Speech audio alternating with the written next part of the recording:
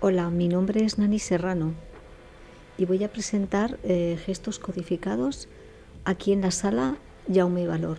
En esta serie, Gestos codificados, la gestualidad de las manos femeninas es el eje central de mi obra, pues influenciada por la pintura manierista de mis pinturas realizadas anteriormente, en estas nuevas obras he querido rescatar esos ademanes de erotismo simbólico que expresan mensajes sutiles, que evocan intimidad y cierta teatralidad. Hay un cuadro del Renacimiento que ha inspirado la totalidad de mis obras, que es el cuadro de Gabriel d'Estrés y su hermana la duquesa de Villars, con este gesto tan llamativo y famoso, que es que una de las mujeres pellizca el pezón de la otra, mientras ésta sostiene a modo de pellizco también con la mano izquierda un anillo. Pues este guiño del pellizco, esas manos tan cargadas de sensualidad y erotismo, me ha influenciado en la mayoría de los cuadros de esta serie tan teatral.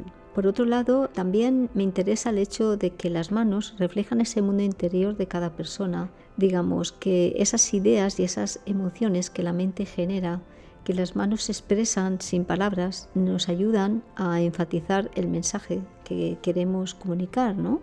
Además, en estas composiciones incorporo formas geométricas que aparecen casi invisibles. Unas veces envuelven a las figuras, otras interactúan con ellas, generando un contraste entre las curvas orgánicas del cuerpo humano y la estructura rígida de la geometría, consiguiendo que dialoguen entre sí. A través de este diálogo, pues también quiero hacer una reflexión sobre la relación entre la belleza y la armonía que puede haber entre lo geométrico y lo femenino.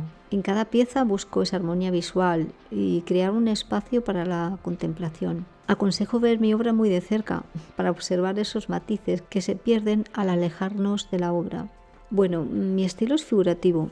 Me gusta trabajar sobre fondos color crema porque quiero que la figura se desvanezca en el lienzo y así piel con piel.